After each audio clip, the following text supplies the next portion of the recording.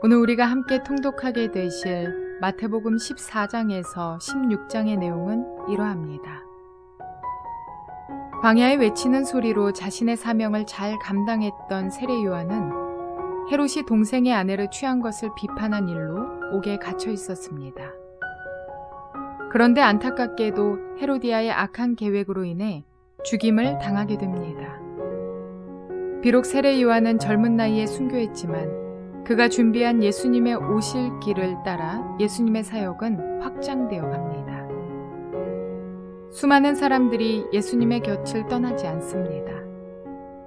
마태복음 14장에는 그렇게 예수님을 따르던 큰 무리에게 행하신 예수님의 오병이어의 기적이 기록되어 있습니다. 그리고 예수님은 이 떡과 물고기에 축사하신 후에 제자들을 시켜서 나누어 주게 하십니다. 말씀을 듣던 무리에게 오병이어의 기적을 베푸셨던 예수님은 무리를 보내는 동안 제자들을 배에 태워 먼저 건너편으로 가게 하십니다. 그리고 얼마 후 예수님은 바다 위로 걸어서 제자들이 있는 배로 가까이 오십니다. 제자들이 두려워하자 예수님은 자신을 밝히시며 그들을 안심시키십니다. 이에 베드로가 예수님께 청하여 물 위를 걷다가 바람을 보고 무서워하여 물에 빠지자 예수님은 그를 붙잡아 주시며 배에 오르십니다. 배를 타고 건너간 곳은 게네사렛 땅입니다. 그곳에 많은 사람들이 예수님 앞으로 병든 자를 데리고 나와 예수님께 고침을 받습니다. 예수님은 또한 나가사 두로와 시돈 지방으로 가셔서 귀신 들린 딸을 가진 여자의 간청을 들으시고 그 딸을 고쳐주십니다. 그리고 갈릴리 호숫가에 이르셨을 때는 산에 올라 앉으사 다리 저는 사람과 장애인과 맹인과 말 못하는 사람들을 고쳐주십니다. 이 사건에 이어서 마태복음에는 오병이어와 흡사한 사건이 한 번 더 소개되고 있습니다. 예수님의 가르치심과 이적을 경험한 많은 무리가 놀랍게 여기며 하나님께 영광을 돌립니다. 그런데 이처럼 예수님을 따르는 무리가 있는 반면 예수님을 대적하는 바리새인과 서기관은 예수님의 제자들이 떡을 먹을 때에 전통에 따라 손을 씻지 않는다고 비방합니다.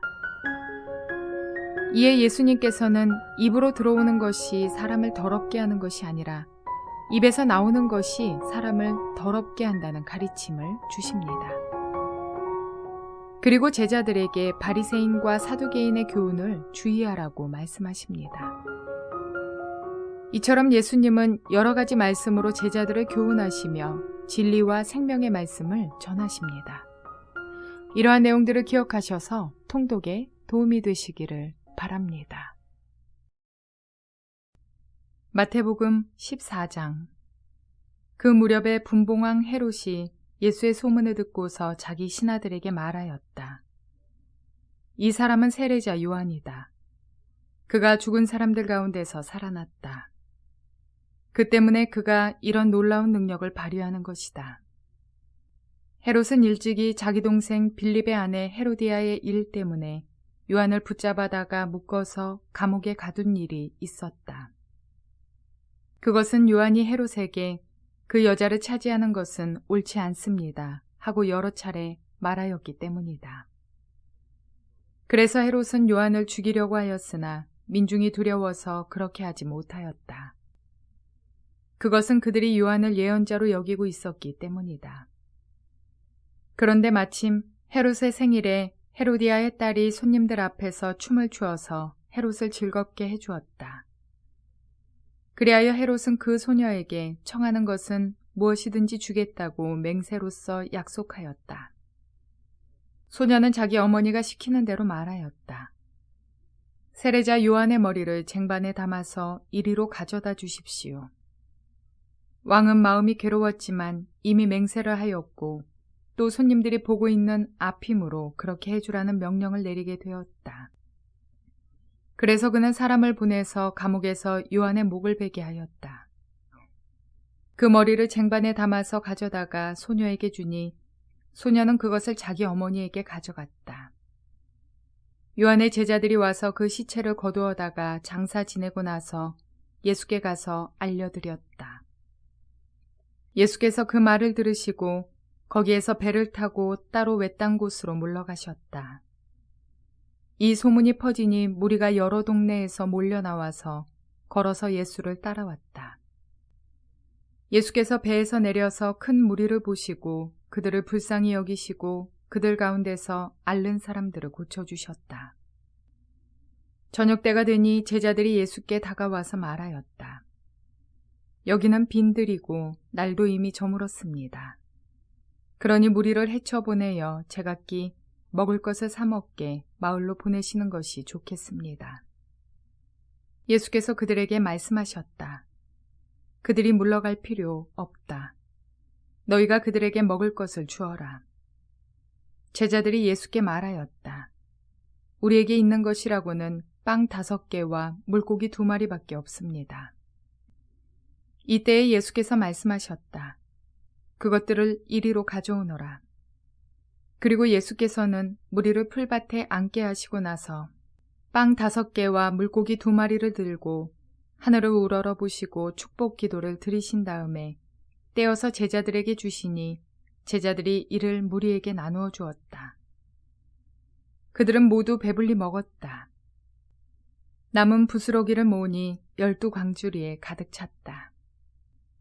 먹은 사람은 여자들과 어린아이들 외에 어른 남자만도 5,000명쯤 되었다. 예수께서는 곧 제자들을 재촉하여 배에 태워서 자기보다 먼저 건너편으로 가게 하시고 그동안의 무리를 헤쳐 보내셨다. 무리를 헤쳐 보내신 뒤에 예수께서는 따로 기도하시려고 산에 올라가셨다. 날이 이미 저물었을 때에 예수께서는 홀로 거기에 계셨다. 제자들이 탄 배는 그 사이에 이미 육지에서 멀리 떨어져 있었는데 풍랑에 몹시 시달리고 있었다. 바람이 거슬러서 불어왔기 때문이다. 이른 새벽에 예수께서 바다 위로 걸어서 제자들에게로 가셨다. 제자들이 예수께서 바다 위로 걸어오시는 것을 보고 겁에 질려서 유령이다 하며 두려워서 소리를 질렀다. 예수께서 곧 그들에게 말씀하셨다. 안심하여라, 나다. 두려워하지 말아라. 베드로가 예수께 말하였다. 주님, 주님이시면 나더러 물 위로 걸어서 주님께로 오라고 명령하십시오. 예수께서 오너라 하고 말씀하셨다. 베드로는 배에서 내려 물 위로 걸어서 예수께로 갔다. 그러나 베드로는 거센 바람이 불어오는 것을 보고 무서움에 사로잡혀서 물에 빠져 들어가게 되었다. 그때에 그는 주님 살려주십시오 하고 외쳤다. 예수께서 곧 손을 내밀어서 그를 붙잡고 말씀하셨다. 믿음이 적은 사람아, 왜 의심하였느냐? 그리고 그들이 함께 배에 오르니 바람이 그쳤다. 배 안에 있던 사람들은 그에게 무릎을 꿇고 말하였다. 선생님은 참으로 하나님의 아들이십니다. 그들은 바다를 건너가서 게네사렛 땅에 이르렀다. 그곳 사람들이 예수를 알아보고 주위에 온 지방으로 사람을 보내어 병자를 모두 그에게 데려왔다. 그들은 예수께 그의 옷술만이라도 손을 대게 해달라고 간청하였다. 그리고 손을 댄 사람은 모두 나았다. 마태복음 15장. 그때에 바리새인과 서기관들이 예루살렘으로부터 예수께 나와 이르되 당신의 제자들이 어찌하여 장로들의 전통을 범하나이까? 떡 먹을 때에 손을 씻지 아니하나이다. 대답하여 이르시되 너희는 어찌하여 너희의 전통으로 하나님의 계명을 범하느냐? 하나님이 이르셨으되 내 부모를 공경하라 하시고 또 아버지나 어머니를 비방하는 자는 반드시 죽임을 당하리라 하셨거늘 너희는 이르되 누구든지 아버지에게나 어머니에게 말하기를 내가 드려 유익하게 할 것이 하나님께 드림이 되었다고 하기만 하면 그 부모를 공경할 것이 없다 하여 너희의 전통으로 하나님의 말씀을 폐하는도다. 외식하는 자들아, 이사야가 너희에 관하여 잘 예언하였도다. 일러스되 이 백성이 입술로는 나를 공경하되 마음은 내게서 멀도다.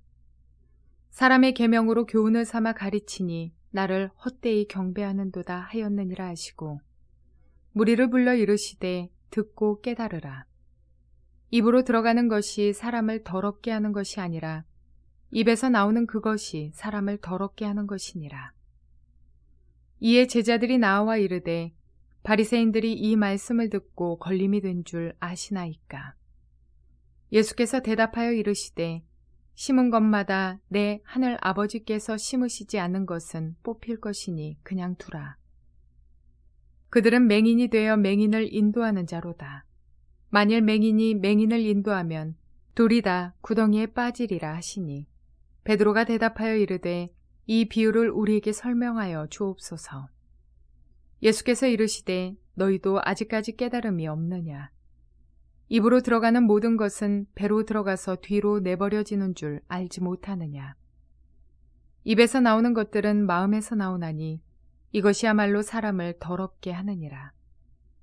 마음에서 나오는 것은 악한 생각과 살인과 간음과 음란과 도둑질과 거짓 증언과 비방이니 이런 것들이 사람을 더럽게 하는 것이요 씻지 않은 손으로 먹는 것은 사람을 더럽게 하지 못하느니라. 예수께서 거기서 나가사 두로와 시돈 지방으로 들어가시니 가나안 여자 하나가 그 지경에서 나와서 소리질러 이르되 주 다윗의 자손이여 나를 불쌍히 여기소서. 내 딸이 흉악하게 귀신 들렸나이다 하되 예수는 한 말씀도 대답하지 아니하시니 제자들이 와서 청하여 말하되 그 여자가 우리 뒤에서 소리를 지르오니 그를 보내소서.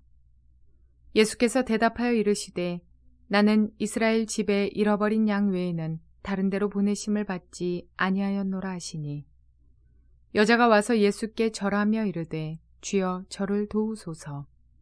대답하여 이르시되 자녀의 떡을 취하여 개들에게 던짐이 마땅하지 아니하니라. 여자가 이르되 주여 올소이다마는 개들도 제 주인의 상에서 떨어지는 부스러기를 먹나이다 하니 이에 예수께서 대답하여 이르시되 여자여 내 믿음이 크도다. 내 소원대로 되리라 하시니 그때로부터 그의 딸이 나으니라. 예수께서 거기서 떠나사 갈릴리 호숫가에 이르러 산에 올라가 거기 앉으시니 큰 무리가 다리 저는 사람과 장애인과 맹인과 말 못하는 사람과 기타 여럿을 데리고 와서 예수의 발 앞에 앉힘에 고쳐주시니 말 못하는 사람이 말하고 장애인이 온전하게 되고 다리 저는 사람이 걸으며 맹인이 보는 것을 무리가 보고 놀랍게 여겨 이스라엘의 하나님께 영광을 돌리니라. 예수께서 제자들을 불러 이르시되 내가 무리를 불쌍히 여기노라. 그들이 나와 함께 있은지 이미 사흘임에 먹을 것이 없도다. 길에서 기진할까 하여 굶겨보내지 못하겠노라. 제자들이 이르되 광야에 있어 우리가 어디서 이런 무리가 배부를 만큼 떡을 얻으리이까.